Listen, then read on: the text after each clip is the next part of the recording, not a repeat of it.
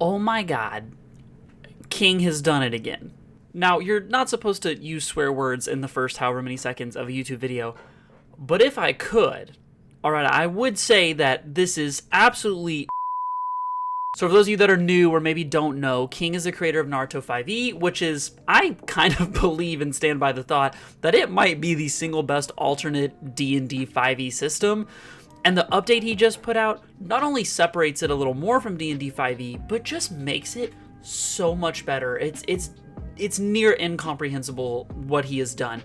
Now with that, this update's huge, okay? It is a ginormous test document with a bunch of stuff to talk about. So, today's video is going to overlay and overarch all of the different changes, everything he's doing, but give a very, very baseline of everything. Because a lot of this stuff I want to make individual videos about, and I want to give my thoughts on the individual things. If I did all of that in one video, we'd have like a 2 or 3 hour video on our hands, and frankly, I don't think very many people want to deal with that. So, let's talk about the update. So to go over this and talk about it, like I said, we're going to go somewhat quickly because I'm making this as a base overview, alright?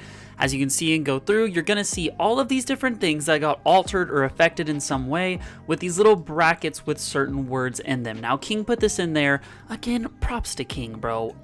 Absolutely amazing person. And the team behind him, amazing job. Nonetheless, getting into it, anything you see with a new is new content, right? Makes sense, something we've never seen before. Something with changed is something that did exist prior, but has been altered in some way due to them, wanting to change it, whether it's a nerf, a buff, whether it's just a complete change in how it works, whatever. Experimental is something that is new, but is not necessarily affirmed to go in yet. It's something that may be some kind of systematic change, which will make more sense once we get into experimental things. Something for us as the community to look over, maybe playtest a little bit and decide if we like it.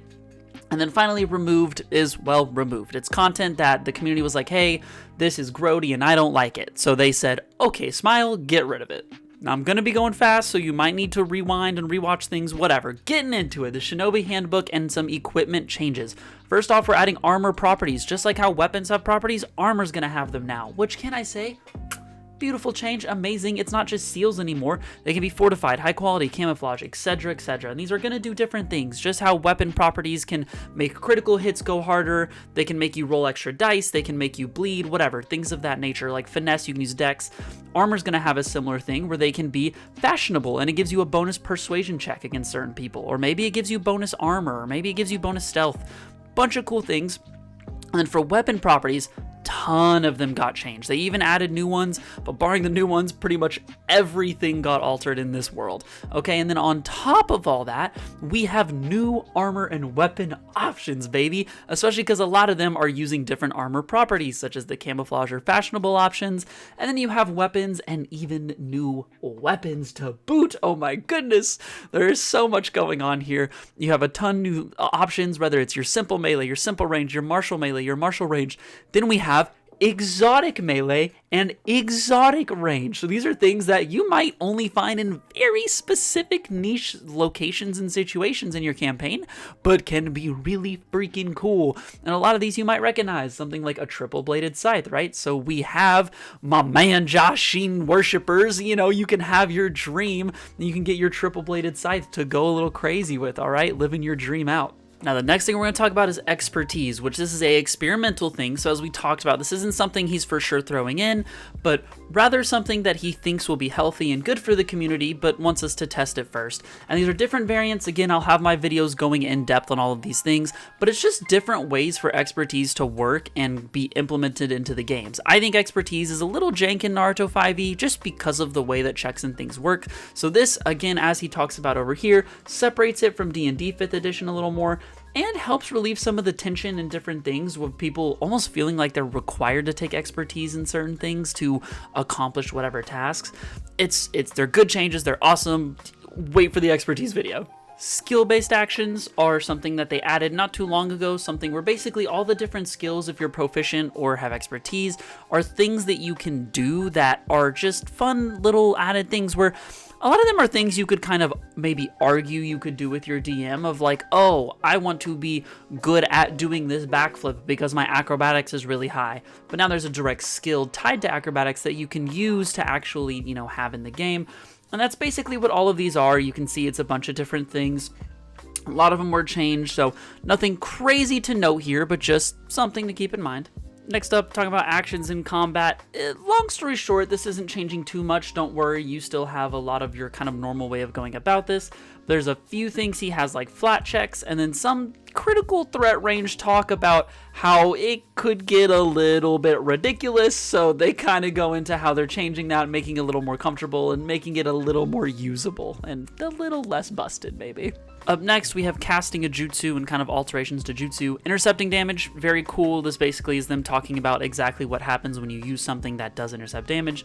Damage boost, this is just to make all the min-maxers cry a little bit, and that buffs to damage and stuff of that nature is only going to apply to a single damage roll, so that multi-hit things. If you watch the campaign, Phoenix Fire Jutsu was a bit of a problem, but it basically forces things to only be to one damage roll, so that multi-hit stuff doesn't get ridiculous too fast. Talks about Jutsu cost order. Basically, if you know PIMDOS from school, throw it out of the window. It's not important. Flip it on its head.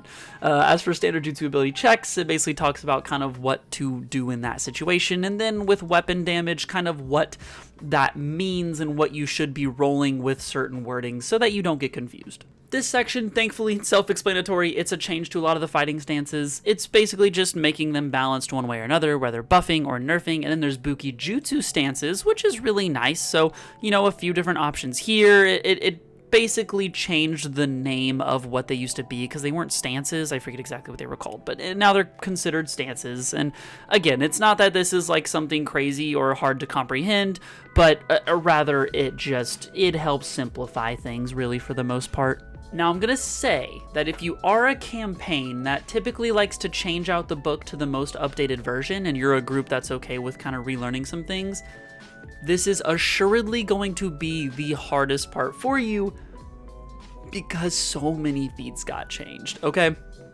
Running through it, again, not going to get super specific, but so many of the feats that got changed. I mean, you can pause at any point and look into this. There's also new ones. But if you are using literally any of these feats, they're different now. So, you know, if usually y'all are a group that likes to change out your updated book, I don't know if I would recommend doing that on this go around, purely because it just gets ridiculous. And I mean, this is all about like critical feats and kind of what those do. And again, you know, it's just a lot, okay? It's just a lot.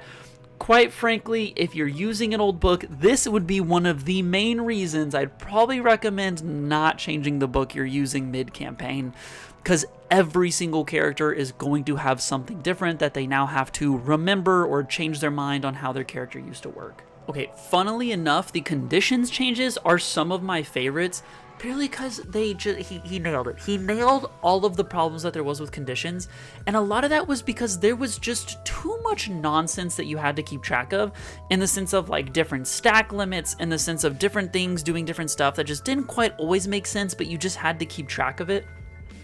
And so now he just simplified it. I mean, you can go through, and this white section gives you the general idea on how all of the different conditions got changed and what got altered with them. But as you can see, even something simple, and I just want to point this one out, Poison and Invendum are now merged into one. So instead of having to be like, oh, he's poisoned, but also Envenomed, and they technically do two different things, or, oh, he's poisoned, oh no, that's not the Envenomed one, that does something else, right? Which can be confusing, because a lot of things that trigger poisoned or trigger Envenomed can also trigger the other, depending on if you had stacks of one and you could like convert them to another. But I was like, hey, it's just one thing. We're going to keep it simple, stupid, all right? The KISS method, baby. And then going through it, you can kind of read through. Again, long story short, he changed a lot of these to just make sense. If you can see, one of the biggest thing, max ranks of like all of these is 5.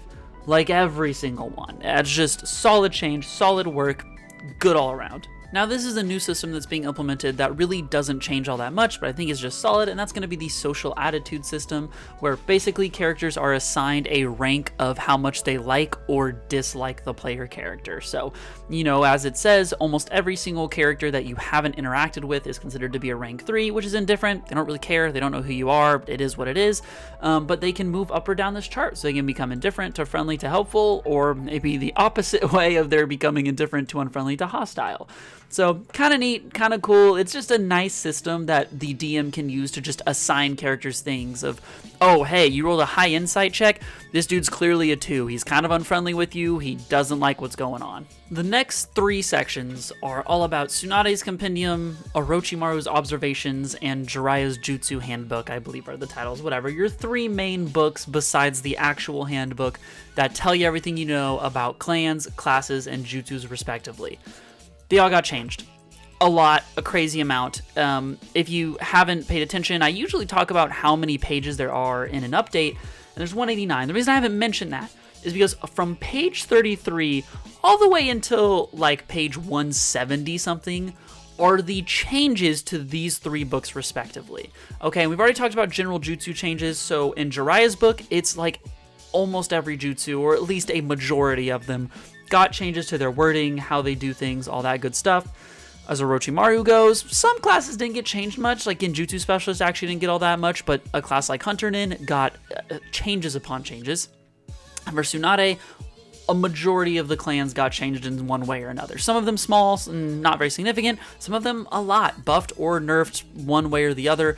Most of it is like good balancing stuff. One thing he did with some of the clans, like I know one in specific being our friendly Hyugas with their Byakugans, he tried to change it where you don't feel funneled into one playstyle, something that some people would notice if they cared to dig deep and kind of start to min-max a little bit, is for classes like the Hyugas, or clans rather, there was kind of just one route you had to take if you wanted the best and strongest character, and there wasn't much other options. I mean, other things could do certain things kind of better, but you were just missing out on too much.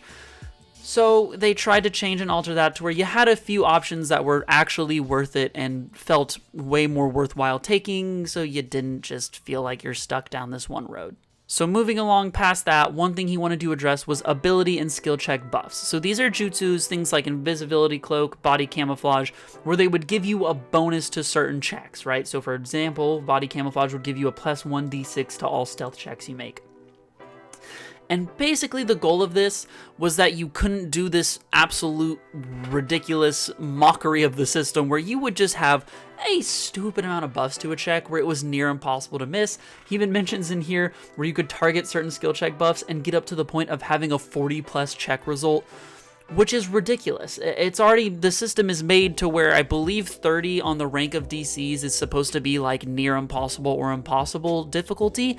So if you're getting 40 plus check results, you're just completing things that should be almost impossible, like in a breeze. It's not even difficult for you. So something he wants to address, he kind of notes in here, right? A lot of them get limited to once a turn. Some of them, like invisibility cloak, was just removed completely because it was ridiculous if you took body camouflage and had invisibility cloak.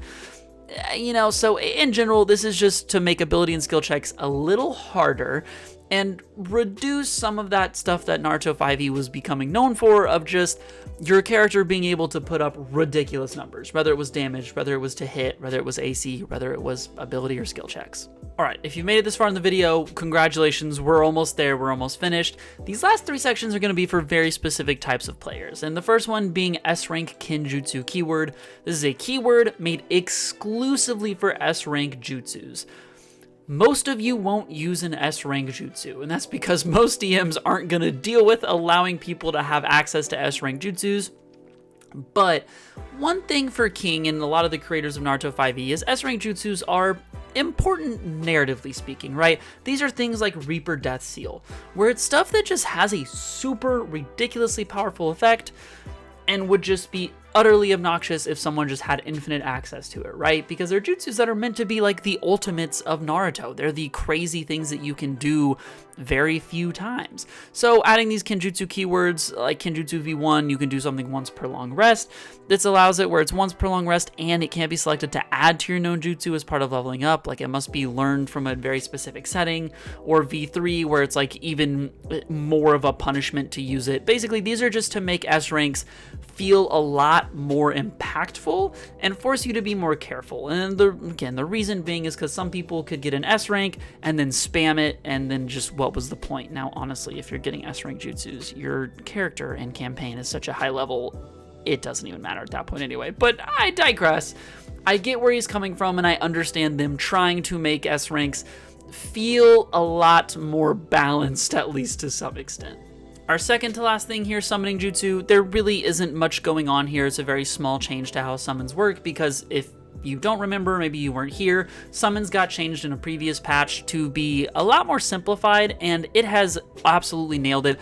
He even talks about it here, how the summoning rework for the most part was a huge success, but there's a small thing he wants to alter of offering more slots per rank and different things. So long story short, summoning jutsus are getting altered ever so slightly because they realized, hey, they made an awesome system for summons. I agree, it's way better than it previously was. So they're just, making general alterations. And finally, the bingo book. This one is really going to only matter to DMs. Players, you don't really need to worry about this because it's not really going to change your gameplay. Everything else is, but this isn't. For DMs, bingo book, the tenacity die is getting changed, so don't worry, your adversaries aren't all useless now and you have to change and alter every enemy in the game if you want to use this book. It's just the way tenacity dice work. If you want to read through it, you can. Just a little change to make things a little better, a little balanced, a little simplified, all of that good stuff. So there you have it. That is your general overview of all the updates. Now, I tried to keep this as short as possible for the people that just like to kind of know what's going on, and it still wasn't too short of a video. But if you've made it this far, thank you a bunch. Subscribe down below. Come on, we create some Naruto 5e content out here. And for those of you that have been, I know I haven't posted a lot, all right? I went on a bit of a hiatus, bit of a small vacation that wasn't really a vacation, but I have a lot going on. I'm actually going to be moving soon, so that's why a lot of the videos started to get delayed and pushed back and a lot less content was happening. Plus, I had some people go out of town that I needed in order to create some videos and some content, so nonetheless, don't worry. I'm not gone. The channel's not gone. I'm going to be making some more content, all right? I just wanted to let y'all know, because I know it's been almost 2 weeks since my last video, so it probably didn't look great and it might have looked like I disappeared, but I just wanted to keep you all up to date. And hopefully, with the move coming up, I can finally get back into my rhythm. It was fun. I was very happy to make another video again. Thank you, King, again, for making an amazing system and putting in the work he does. By the way, for those of you that don't know, King started this as a passion project, and it has turned into something so much bigger. It's actually crazy, and those others that work on it, I'm sorry I don't know everybody's name that puts in the effort and the work into this. I know there's more than just King. Thank you, everybody. So, nonetheless, I will be making some more content. I hope y'all enjoyed. Hopefully this helped you understand the update a little bit, because there's a lot. And get ready for some more videos, because obviously I have my opinions and things I need to share on some of these updates. So I will see you all on the next one. Peace out.